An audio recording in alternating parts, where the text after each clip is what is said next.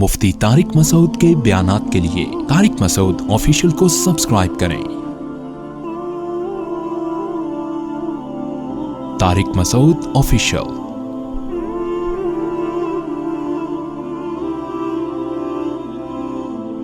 اللہ نے فرمایا کہ دیکھو ہم نے موسیٰ کو کتاب دی جس میں ہدایت بھی تھی، رحمت بھی تھی۔ وَهَذَا كِتَابٌ أَنزَلْنَاهُ، یہ بھی ایک کتاب ہے جو ہم نے نازل کی۔ اللہ قرآن کی طرف اشارہ کر رہے ہیں۔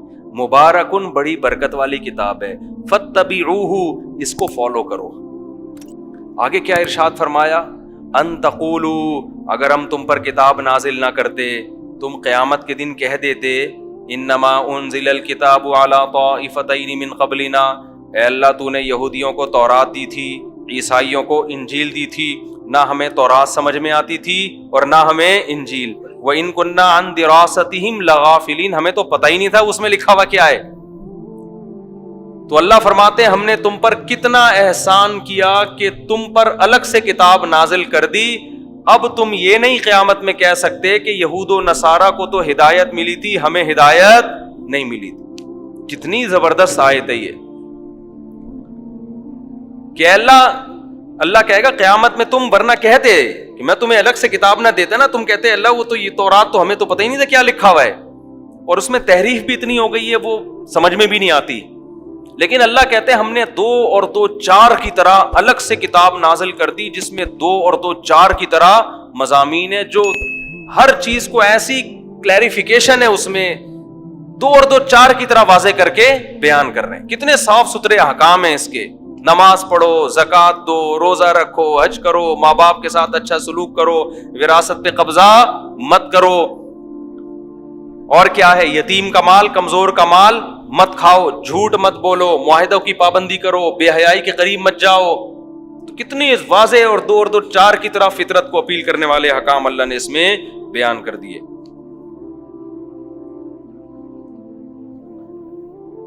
اور ایک اہم حکم اس میں اللہ نے آخر میں سورہ انعام کے یہ دیا کہ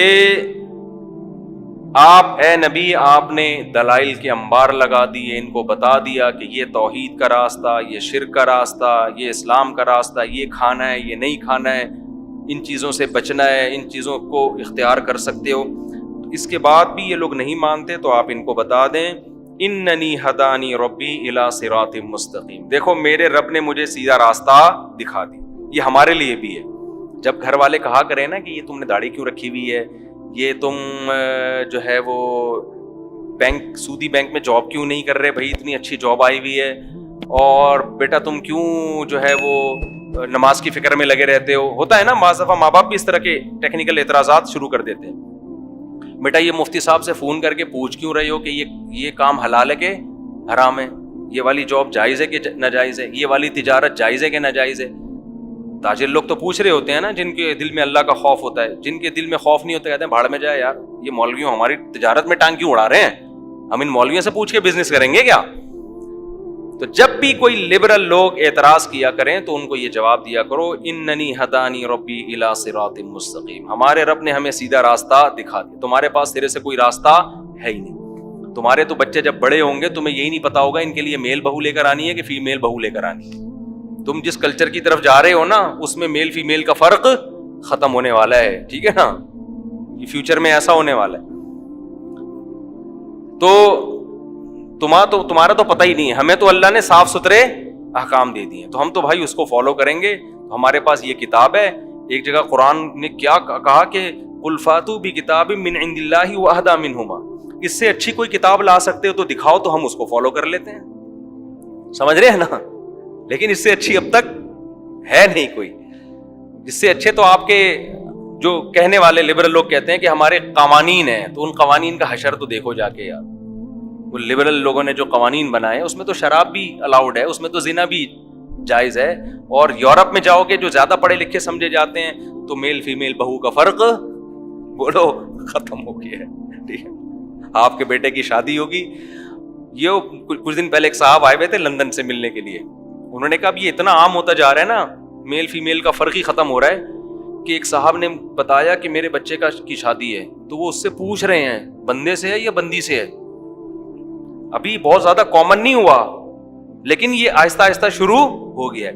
کہہ رہے میں نے بتایا لڑکی سے ہے, اتنا خوش ہوئے, واہ یار شکر ہے یار انسان کا بچہ ہے.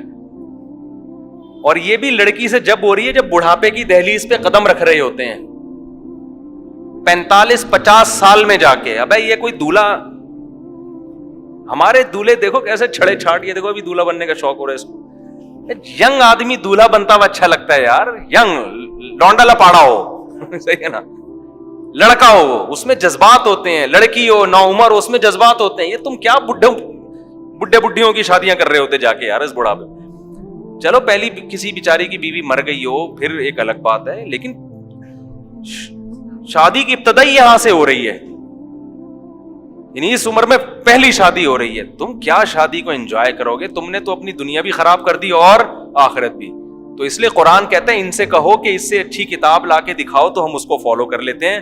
اب تک مارکیٹ میں اس سے اچھی کتاب ہے نہیں. یہ ہمیں ٹائم پہ شادی کرنے کا حکم دے دیتی ہے, یہ ہمیں ماں باپ کے سامنے جھکنے کا حکم دیتی ہے, یہ ہمیں کہتی ہے کہ باپ جب مرے گا تو اس کی وراثت بچوں میں جائے گی, کتوں میں نہیں جائے گی. اس کی وراثت بینک والے نہیں کھا سکتے, حکومت کے پاس نہیں جائے گی, بلڈ ریلیشن ہے.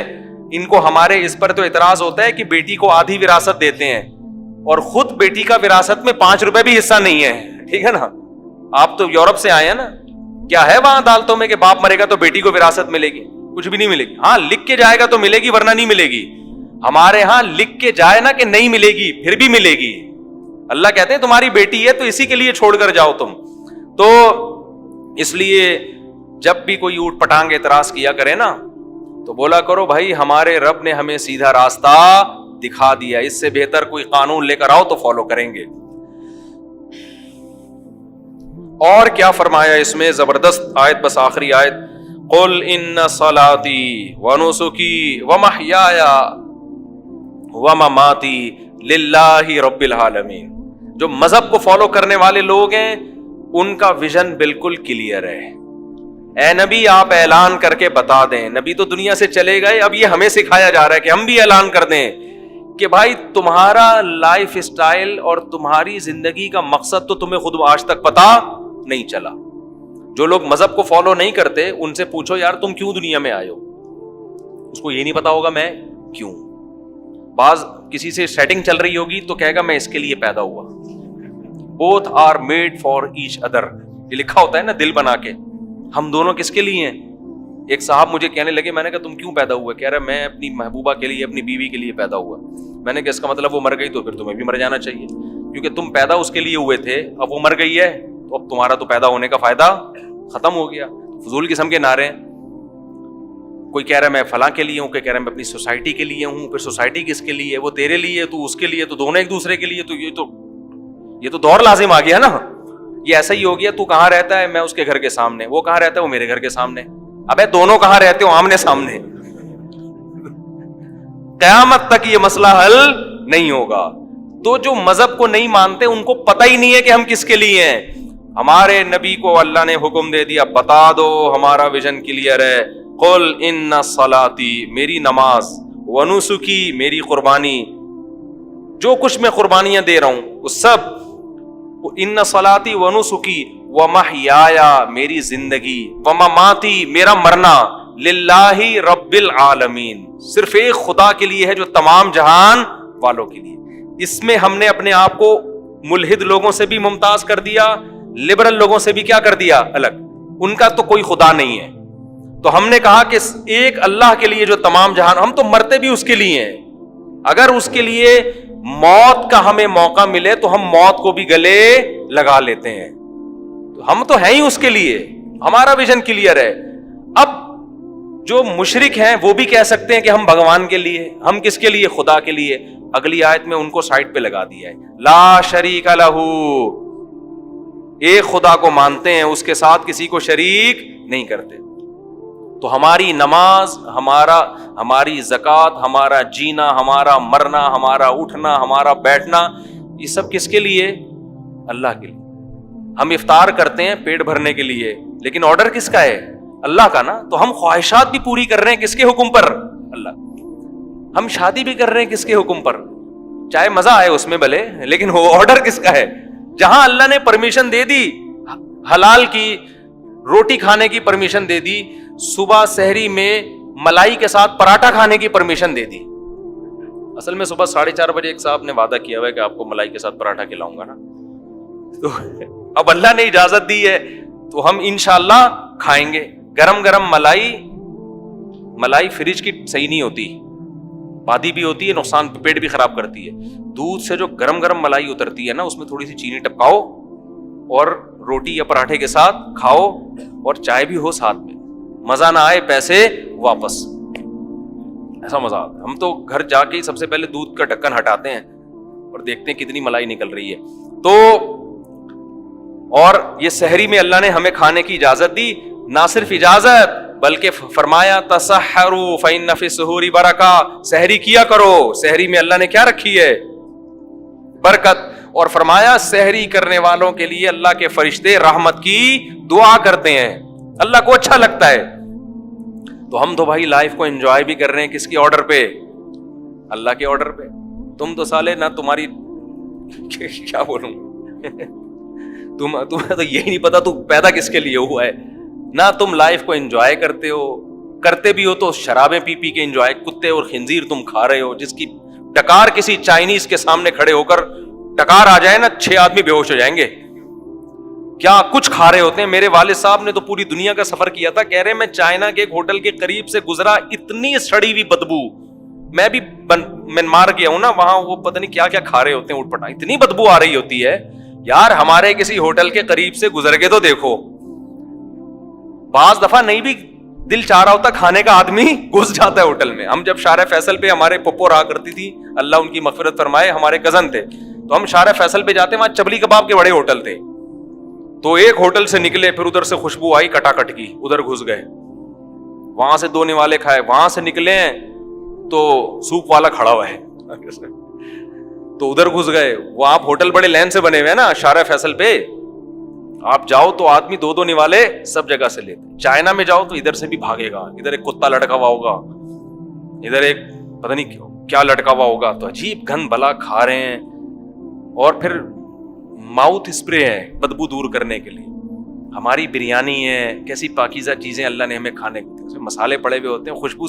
ڈھکن جب دیگ کا ہٹتا ہے, دیگ سے جب ڈھکن ہٹتا ہے, اس کا اپنا مزہ ہے یا نہیں ہے, اور اس کی الگ سے آواز آتی ہے ڈڑنگ کر کے نا, ڈھکن جب ہٹتا ہے نا دیگ سے. چائنا والوں کے ہاں جب دیگ سے ڈھکن ہٹتا ہے بدبو کے بھبوکے آتے ہیں. اب وہ گند کھانے کے عادی ہو گئے ہیں تو یہ ان کا مسئلہ ہے.